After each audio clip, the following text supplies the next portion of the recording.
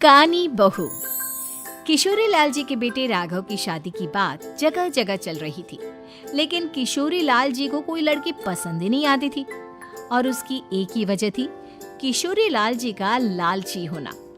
उनको लड़की वालों से मोटा दहेज चाहिए था और इसी चक्कर में एक दिन वो एक बहुत पैसे वाले के घर अपने बेटे का रिश्ता लेकर पहुंचे। उस आदमी का नाम था ओम प्रकाश। देखिए किशोरी लाल जी, मेरी एक ही बेटी है और मेरी सारी संपत्ति जायदाद सब कुछ मेरी बेटी नैना का ही है। पापा, नाम से लगता है बहुत खूबसूरत होगी। कितना अच्छा नाम है ना, नैना। ओ, वैसे बात तो सही है आपकी। अब इतना पैसा है, जमीन जायदाद है, इकलौती बेटी, आप भी क्या करेंगे? सब कुछ उसे ही देंगे ना। बिल्कुल ठीक पहचाना आपने। बस बेटी की शादी और सारी जायदाद उसके नाम। पापा, बिना देखे हाँ कर दीजिए ना। इतना अच्छा रिश्ता फिर कहाँ मिलेगा? माला माल हो जाएंगे हम। मैं अपनी बेटी को बुलाता हूँ। अरे नहीं नहीं नहीं नहीं, आपकी बेटी का नाम नैना है, सुनकर ही लगता है बहुत सुंदर होगी। रहने दीजिए अंकल, मैं तो आपकी बेटी के नाम से ही इतना खुश हो गया हूँ कि उसे बिना देखे शादी करने को तैयार हूँ।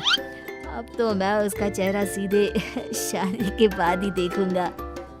और इस तरह राघव नैना का चेहरा नहीं देखता और उससे शादी कर लेता है। शादी के बाद अपनी सुहाग रात पर जब राघव नैना का घूंघट उठाकर देखता है तो नैना की आंखें बंद थी।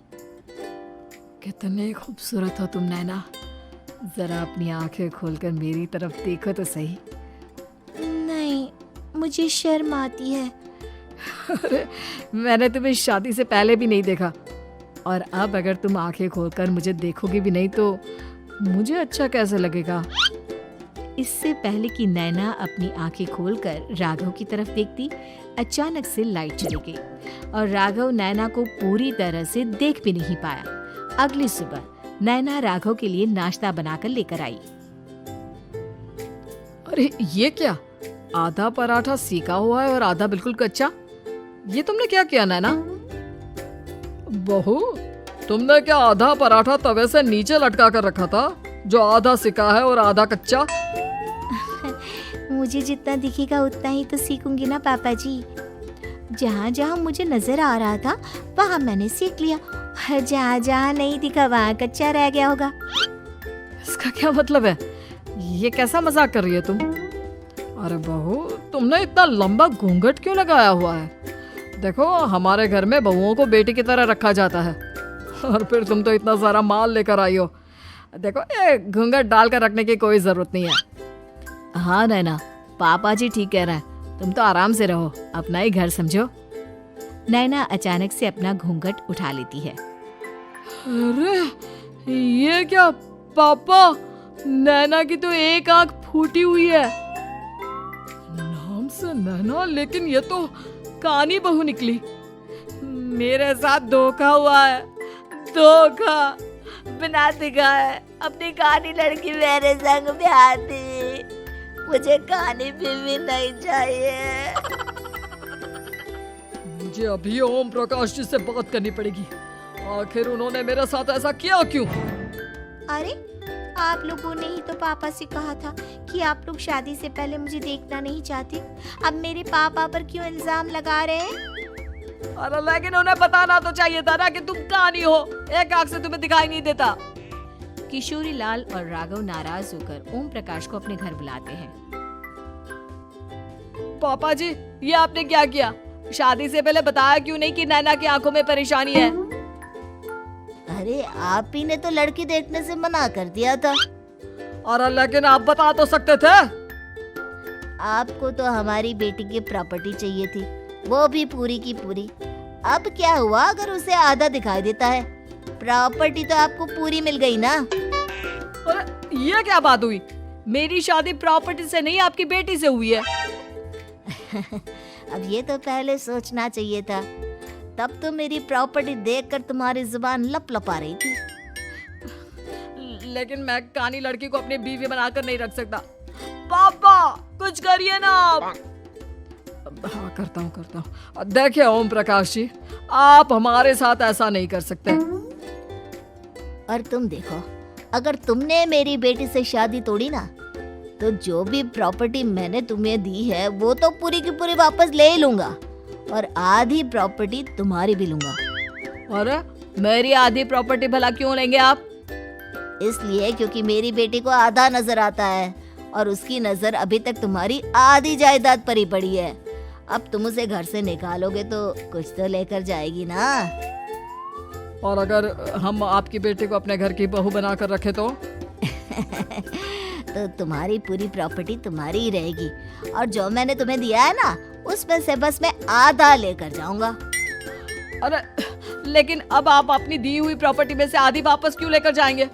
अगर मैं आपकी बेटी को अपनी पत्नी बनाकर रखने को तैयार हूँ तो? इसलिए ताकि भविष्य में अगर तुम मेरी बेटी को धोखा दो तो उसके पास कुछ तो रहे जो पति का हो। वैसे मेरे पास तो बहुत कुछ है, लेकिन अपने पति की कोई निशानी तो उसके पास होनी चाहिए ना। अब अगर तुमने मेरी बेटी को कानी कहा तो तुम्हें प्रॉपर्टी भी कानी ही मिलेगी, पूरी नहीं। जमाए राजा। किशोरी लाल और राघव समझ चुके थे कि वो बुरी तरह फंस चुके हैं और अब उनके पास वहां से निकलने का कोई चारा नहीं है। अब समझ में आया ना, लालच बुरी बला होती है।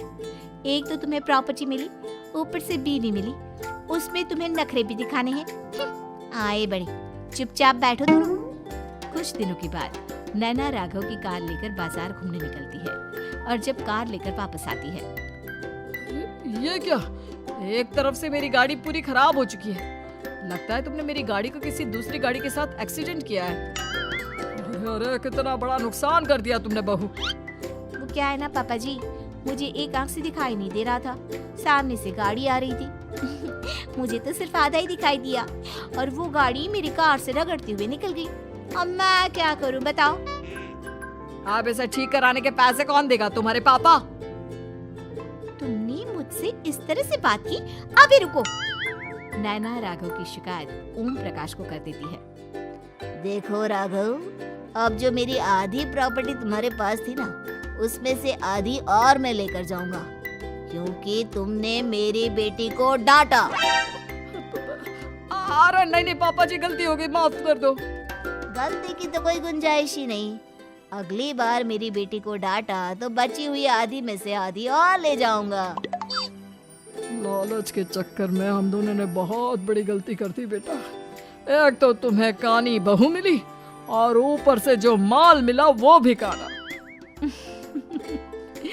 इस तरह राघव की हर एक गलती पर ओम प्रकाश उसकी प्रॉपर्टी का आधा आधा हिस्सा लेकर अपना सारा माल वापस ले गया और राघव को कानी बीवी से काम चलाना पड़ा। भाई लालच वाकई में बुरी बला है।